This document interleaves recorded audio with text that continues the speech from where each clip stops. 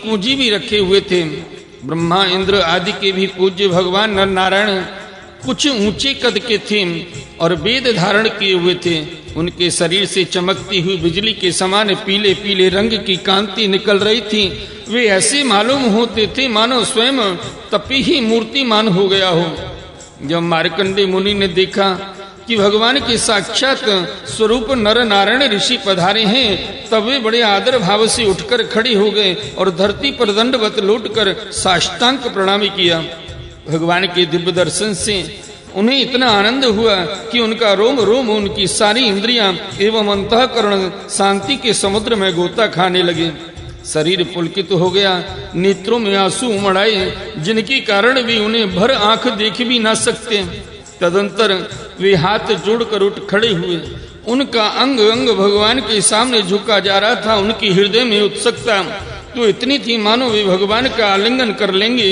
उनसे और कुछ तो बोला ना गया, गदगद वाणी से केवल इतना ही कहा, नमस्कार नमस्कार। इसके बाद उन्होंने दोनों को आसन पर बिठाया, बड़े प्रेम से उनके चरण पखाड़े और अर्ध चंदन धूप और माला आदि से उनकी पूजा करने लगे। भगवान नर नारायण सुखपूर्वक आसन पर विराजमान थे और मार्कंडेय जी पर कृपा प्रसाद की वर्षा कर रहे थे। पूजा के अनंतर मार्कंडेय मुनि ने उन सर्वश्रेष्ठ मुनि वेशधारी नर नारायण के चरणों में प्रणाम किया और यह स्तुति की। मार्कंडेय जी मुनि ने कहा, भगवान, मैं अल्पज्ञ जीव भला आपकी अनंत महिमा का कैसे वर्णन करूं। आपकी प्रेरणा से ही संपूर्ण प्राणियों, ब्रह्मा शंकर तथा मेरे शरीर में भी प्राण शक्ति का संचार होता है और फिर उसी के कारण वाणी, मन तथा इंद्रियों में भी बोलने, सोचने, विचारने और करने जानने की शक्ति आती है। इस प्रकार सबके प्रेरक और परम स्वतंत्र होने पर भी आप अपना भजन करने वाले भक्तों के प्रेम बंधन में बंधे हुए हैं। प्रभु, आपने केवल विश्व की रक्षा के लिए ही जैसे मत्स्य, कूर्म आदि अनेकों अवतार ग्रहण किए हैं, वैसे ही आपने ये दोनों रूप भी त्रिलोकी के कल्याण, उसकी दुख निवृत्ति और विश्व के प्राणियों को मृत्यु पर विजय प्राप्त कराने के लिए ग्रहण किया है। आप रक्षा तो करते ही हैं, मकड़ी के समान अपने से ही इस विश्व को प्रकट करते हैं और फिर स्वयं अपने में ही लीन भी कर लेते हैं। आप चराचर का पालन और नियमन करने वाले हैं। मैं आपके चरण कमलों में प्रणाम करता हूँ। जो आपके चरण कमलों की शरण ग्रहण कर लेते हैं, उन्हें कर्म गुण और काल जनित क्लेश स्पर्श भी नहीं कर सकते। वेद के मर्मज्ञ ऋषि मुनि आपकी प्राप्ति के लिए निरंतर आपका स्तवन, वंदन, पूजन और ध्यान किया करते हैं। हे प्रभु, जीव की चारों ओर भय ही भय का बोल वाला है। औरों की तो बात ही क्या, आपके काल रूप से स्वयं ब्रह्मा जी भी अत्यंत भयभीत रहते हैं, क्योंकि उनकी आयु भी सीमित है, केवल 2 परार्ध की है। फिर उनके बनाए हुए भौतिक शरीर वाले प्राणियों के संबंध में तो कहना ही क्या है। ऐसी अवस्था में आपके चरण कमलों की शरण ग्रहण करने की अतिरिक्त और कोई भी परम कल्याण तथा सुख शांति का उपाय हमारी समझ में नहीं आता, क्योंकि आप स्वयं ही मोक्ष स्वरूप हैं।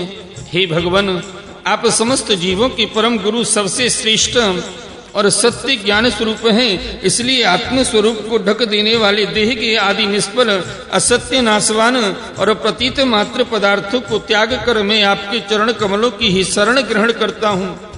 कोई भी प्राणी यदि आपकी शरण ग्रहण कर लेता है तो वह उससे अपने सारे अभीष्ट पदार्थ प्राप्त कर लेता है।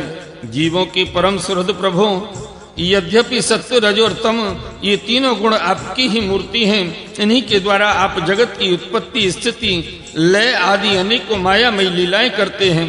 फिर भी आपकी सत्व गुणमयी मूर्ति ही जीवों को शांति प्रदान करती है। रजोगुणी और तमोगुणी मूर्तियों से जीवों को शांति नहीं मिल सकती, उनसे तो दुख, मोह, भय की वृद्धि ही होती है। हे भगवान, इसलिए बुद्धिमान पुरुष आपकी और आपके भक्तों की परम प्रिय एवं शुद्ध मूर्ति नर नारायण की उपासना करते हैं। पांचरात्र सिद्धांत के अनुयायी विशुद्ध तत्व को ही आपका श्री विग्रह मानते हैं। उसी की उपासना से आपके नित्य धाम वैकुंठ की प्राप्ति होती है। उस धाम की यह विलक्षणता है कि वह लोक होने पर भी सर्वथा भय रहित और भोग युक्त होने पर भी आनंद से परिपूर्ण है। वे रजोगुण और तमोगुण को आपकी मूर्ति स्वीकार नहीं करते हैं। हे भगवान, आप अंतर्यामी, सर्वव्यापक, सर्वस्वरूप, जगत गुरु, परमाराध्य और शुद्ध स्वरूप हैं। समस्त लौकिक और वैदिक वाणी आपके अधीन है। आप ही वेद मार्ग के प्रवर्तक हैं। मैं आपके इस युगल स्वरूप नरोत्तम नर और ऋषिवर नारायण को नमस्कार करता हूँ। आप यद्यपि प्रत्येक जीव की इंद्रियों तथा उनके विषयों में, प्राणों में तथा हृदय में भी विद्यमान है, तो भी आपकी माया से जीव की बुद्धि इतनी मोहित हो जाती है, ढक जाती है कि वह निष्फल और झूठी इंद्रियों के जाल में फंसकर आपकी झांकी से वंचित हो जाता है। किंतु सारे जगत के गुरु तो आप ही हैं। इसलिए पहले अज्ञानी होने पर भी जब आपकी कृपा से उसे आपके ज्ञान भंडार वेदों की प्राप्ति होती है, तब वह आपके साक्षात दर्शन कर लेता है। हे प्रभु, वेद में आपका साक्षात्कार कराने वाला यह ज्ञान पूर्ण रूप से विद्यमान है, जो आपके स्वरूप का रहस्य प्रकट करता है। ब्रह्मा आदि बड़े बड़े प्रतिभाशाली मनीषी उसे प्राप्त करने का यत्न करते रहने पर भी मोह में पड़ जाते हैं। आप भी ऐसे लीला विहारी हैं कि विभिन्न मत वाले आपके संबंध में जैसा सोचते विचारते हैं, वैसा ही शील, स्वभाव और रूप ग्रहण करके आप उनके सामने प्रकट हो जाते हैं। वास्तव में आप देह आदि समस्त उपाधियों में छुपे हुए विशुद्ध विज्ञान घन ही हैं। हे पुरुषोत्तम, मैं आपकी वंदना करता हूँ। बोलिए सच्चिदानंद भगवान की जय। बोलिए श्रीमद्भागवत महापुराण की जय। आइए भक्त वृंदो, श्रीमद्भागवत महापुराण के 12 स्कंद में 9वां अध्याय मार्कंडेय जी का माया दर्शन का प्रसंग श्रवण करते हैं। श्री सूत जी कहते हैं, जब ज्ञान संपन्न मार्कंडेय मुनि ने इस प्रकार स्तुति की, तब भगवान नर नारायण ने प्रसन्न होकर मार्कंडेय जी से कहा। भगवान नारायण ने कहा, सम्मान्य ब्रह्म ऋषि शिरोमणि, तुम चित्त की एकाग्रता, तपस्या, स्वाध्याय, संयम और मेरी अनन्य भक्ति से सिद्ध हो गए हो। तुम्हारे इस आजीवन ब्रह्मचर्य की निष्ठा देखकर हम तुम पर बहुत प्रसन्न हुए। तुम्हारा कल्याण हो। मैं समस्त वर देने वालों का स्वामी हूँ, इसलिए तुम अपना अभीष्ट वर मुझसे मांग लो। मार्कंडेय मुनि ने कहा, देव देवेश, शरणागत भयहारी अच्युत, आपकी जय हो, जय हो। हमारे लिए बस इतना ही वर पर्याप्त है कि आपने कृपा करके अपने मनोहर स्वरूप का दर्शन कराया। ब्रह्मा, शंकर आदि देवगण योग साधना के द्वारा एकाग्र मन से ही आपके परम सुंदर श्री चरणों का दर्शन प्राप्त करके कृतार्थ हो गए हैं। आज उन्हीं आपने मेरे नेत्रों के सामने प्रकट होकर मुझे धन्य बनाया है। पवित्र कीर्ति महानुभावों के शिरोमणि कमल नयन, फिर भी आपकी आज्ञा के अनुसार मैं आपसे वर मांगता हूँ। मैं आपकी वह माया देखना चाहता हूँ जिससे मोहित होकर सभी लोक और लोकपाल अद्वितीय वस्तु ब्रह्म में अनेकों प्रकार के भेद विभेद देखने लगते हैं।